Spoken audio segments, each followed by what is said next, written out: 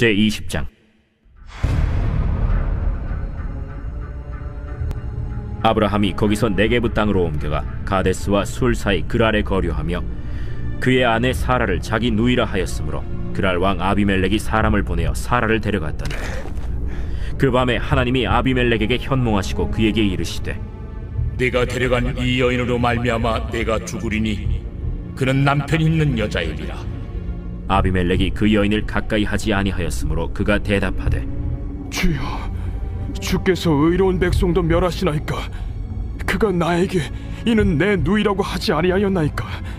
그 여인도 그는 내 오라비라 하였사오니 나는 온전한 마음과 깨끗한 손으로 이렇게 하였나이다.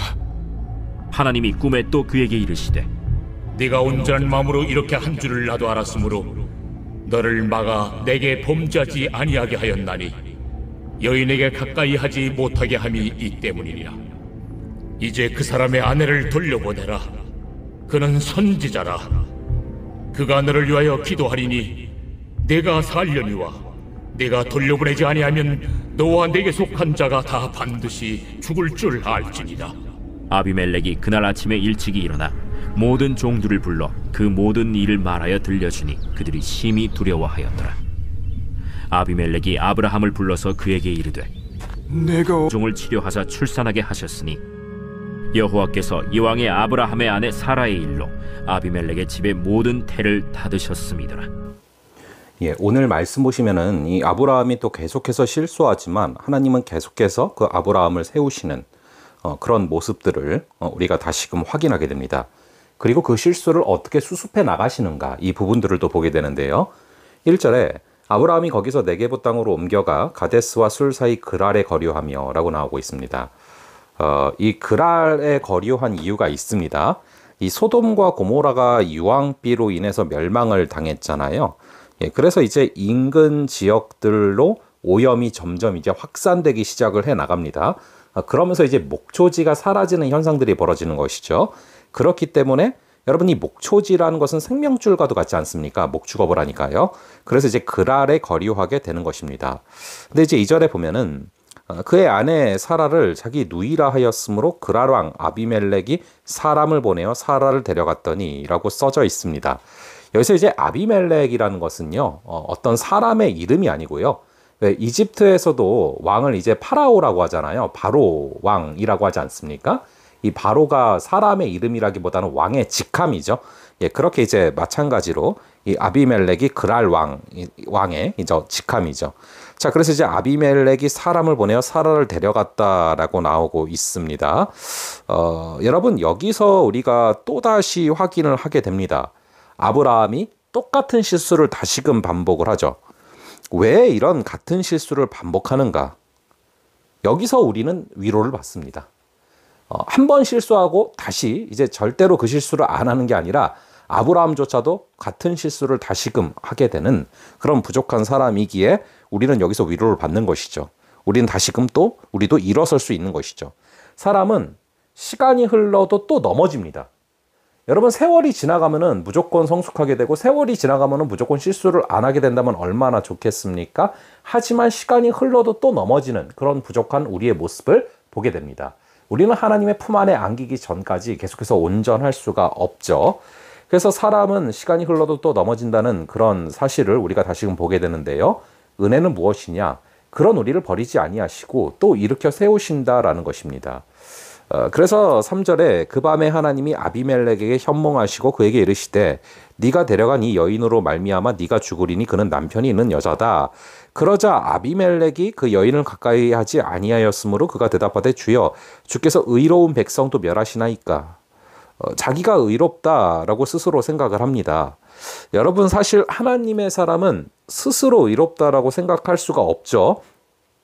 세월이 흐를수록 우리가 겸손해질 수밖에 없는 많은 이유들이 있죠. 자, 그런데 이렇게 아비멜렉이 자기가 스스로 의롭다라고 말을 하고 있습니다. 자, 그런 상황들 가운데 이제 하나님이 어떻게 역사해 가시나 그런 모습들을 바라보게 되는데요. 여러분, 그랄 땅으로 지금 아브라함이 갔단 말이죠. 그랄 땅에 사람들이 굉장히 많이 쏟아져 왔을 겁니다. 그래서 이제 그 가운데 아브라함도 있는 것이죠. 그런데 아브라함이 여러분 그 당시에 꽤 유명해진 상태란 말이에요. 저는 여기서 그럼 왜 또 더 세월이 흘러서 더 나이가 든 이 사라를 또 왜 왕 아비멜렉이 데려가려고 했을까? 자, 여러분 아브라함이 그 당시에는 이제 꽤 유명해진 그런 상태에서 정략 혼인으로 가고자 하는 그런 모습이 아니었을까 짐작을 해봅니다. 자, 그래서 문제는 이런 상황 가운데 하나님이 다급해지셨다는 거예요. 왜냐하면은 이제 사라에게서 이삭이 나와야 되는 타이밍입니다. 좀 시간이 흐르고 나면은. 그래서 이삭이 나와서 예수 그리스도의 계보를 이어야 되는데 그런데 지금 이런 일을 또 벌어지게 한 거예요. 그래서 하나님이 직접 꿈에 나타나시잖아요. 그러면서 이제 하시는 말씀들인데 7절에 이제 그 사람의 아내를 돌려보내라. 그는 선지자라. 그가 너를 위하여 기도하리니 네가 살려니와 네가 돌려보내지 아니하면 너와 네가 속한 자가 다 반드시 죽을 줄 알지니라. 여러분 여기서 굉장히 중요한 게 하나 나와요. 그는 선지자라라고 나오고 있어요. 그리고 그가 너를 위하여 기도할 거다. 그러면 너가 살 거다. 굉장히 중요한 부분입니다. 여러분 왜 아브라함에게 선지자라고 말을 하느냐? 예, 그 뒤에 정답이 나와 있어요. 그가 너를 위하여서 기도할 것이기 때문에 그럴 때 너가 살게 된다라고 말을 하고 있죠. 여러분 아브라함이 어떤 사람인지 그리고 그 사람을 불러서 어떻게 믿음을 빚어가시는지가 지금 이제 이 구절들에서 나오고 있는데요. 이 아브라함에게 그거를 깨닫게 하시는 거예요. 이제 아브라함은 땅을 위해서 중보하는 그런 사람이라는 것입니다. 더 이상 이제 여러분 아브라함도 그렇고 우리도 아브라함의 후손이라 마찬가지죠. 더 이상 나한테 묶이는 사람이 아니라 다른 사람을 위해서 살아가는 그런 존재, 그게 아브라함이고 아브라함의 후손들이라는 것이죠. 그래서 사실 여러분 여기서도 마찬가지입니다. 이 땅으로 그랄 땅으로 갔을 때 아브라함이 했어야 될 것은 아비멜렉과 그랄 땅을 위해서 기도해야 되는 거였어요. 근데 여전히 아브라함은 다시금 자신의 안전을 위해서 생각을 하게 되고 또 자신의 안전을 지키려고 하게 되고 그러다 두려움이 생기게 되고 그러다 또 사라를 누이라고 하는 똑같은 실수를 벌인다라는 것입니다. 자, 그래서 우리의 정체성은요, 롯도 마찬가지 아니었습니까? 롯이 정말 하나님께서 원하시는 그런 뜻을 온전히 깨달았다라면은 앞장에서 있었던, 즉 소알에 보내셔서 구원하신 이유가 소알에 있는 사람들을 하나님께로 돌이키기 위함이다라는 것을 깨달았다면 산으로 올라가지 않았을 것이고 그 땅에 있었을 것이고 그렇다면 앞장에 나왔던 19장 후반부에 비극이 벌어지지 않았을 거 아닙니까? 마찬가지라는 것입니다. 그래서 우리는 더 이상 나에 묶이는 사람이 아니라 다른 사람을 위해서 기도하는 존재, 그래서 선지자, 그래서 우리가 그들을 위해서 기도하면 그들이 산다는 것입니다. 이것을 우리가 기억하며 나아가야 되는 것이죠. 자, 그것을 꼭 기억하시고요. 또 하나, 아비멜렉을 막으셨다라는 것을 좀 바라볼 필요가 있습니다. 아까 말씀드리다가 잠깐 이제 다른 주제를 먼저 다루고 일로 다시 오는데, 아비멜렉은 스스로 의롭다라고 생각을 하지만 사실은 뭐 의로운 사람이 어디 있습니까? 여러분 왕의 자리까지 오른다, 이 세상의 왕의 자리에까지 오른다라는 것은 의로워서는 불가능하죠.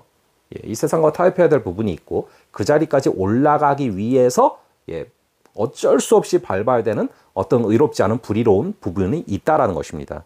자, 그래서 이제 의롭다라는 것은 본인의 생각이고요. 어쨌거나 아비멜렉의 어떤 행동들을 주님께서 막으셨다는 거예요. 근데 이 막으신 것이 결국에 은혜고 막으셨기 때문에 아비멜렉이 살아난다라는 거예요. 그래서 여러분, 내 뜻대로 되지 않는 거, 내가 뭘 하다 막히는 거, 그게 은혜다. 이걸 그냥 그대로 내버려 두면 결국 죽음으로 나아가는 길이다. 그걸 그래서 여러분 유기라고 하지 않습니까? 자, 그래서 여러분 심판이 유기죠. 하지만 이렇게 막으신다라는 거, 그럴 때 오히려 하나님께서 그 생명을 구하게 되시고 또 그것을 통해서 하나님의 뜻대로 걸어가게 된다라는 것, 이 두 가지를 좀 마음속에 새기면서 걸어가는 그런 하루 될 수 있기를 간절히 바랍니다. 자, 그럼 잠시 기도하겠습니다. 아버지 하나님, 아브라함에게 선지자라라는 그 호칭을 이 아비멜렉의 꿈을 통해서 다시금 보여주시니 우리가 다시금 그것을 묵상합니다. 그가 너를 위하여 기도하리니 네가 살려니와. 아버지, 우리 역시 마찬가지입니다. 이 롯도 마찬가지로 똑같은 그런 실수, 즉 소 아래 있으면서 소 아래 백성들을 위해서 기도해야 됐던 사명을 잊었더니 비극에 처했던 것처럼, 아버지 하나님 오늘 이 본문에서 말씀하시는 것처럼 이 아브라함도 그랄 땅에 있을 때 이 그랄 땅에서 아비멜렉과 그 땅을 위해서 기도해야 됐는데 자신의 안전을 염려하다가 두려움에 빠지고 실수하는 것처럼, 아버지 우리도 이제 더 이상 나 자신만을 위해서 나에게 묶이지 말게 하시고 다른 사람들을 위해서 살아가는 존재, 그가 너를 위해서 기도하면은 네가 살 거다라고 아비멜렉에게 말씀하신 것처럼, 우리가 그 땅에, 우리가 하나님이 살게 하시는 그 땅에, 우리를 보내시는 그 땅에 사람들을 위해서 기도할 때 그들이 살아난다라는 것을 아버지 우리가 마음속에 새기고 하나님의 사자로, 하나님의 선지자로 걸어갈 수 있는 은혜를 허락하여 주시옵소서. 아버지, 아비멜렉이 스스로 의롭다 생각했지만 의로운 자가 없음을 다시금 바라봅니다. 그리고 아비멜렉의 어떠한 뜻을 하나님이 막으셨을 때 오히려 아비멜렉을 살리시기 위함이다라는 것을 다시금 바라봅니다. 아버지, 우리 역시도 하나님이 무엇인가를 막으실 때 그것을 통해서 그것이 은혜다라는 것을 기억하게 하시고 하나님의 뜻과 하나님의 때를 바라보며 걸어갈 수 있는 크신 은혜를 허락하여 주시옵소서. 그런 하루 살아갈 수 있도록 우리를 붙들어 주실 줄을 믿사오며 이 모든 말씀 우리 주 예수 그리스도의 이름으로 기도합니다. 아멘. 예, 그럼 계속 기도하시고 다음번에 뵙도록 하겠습니다.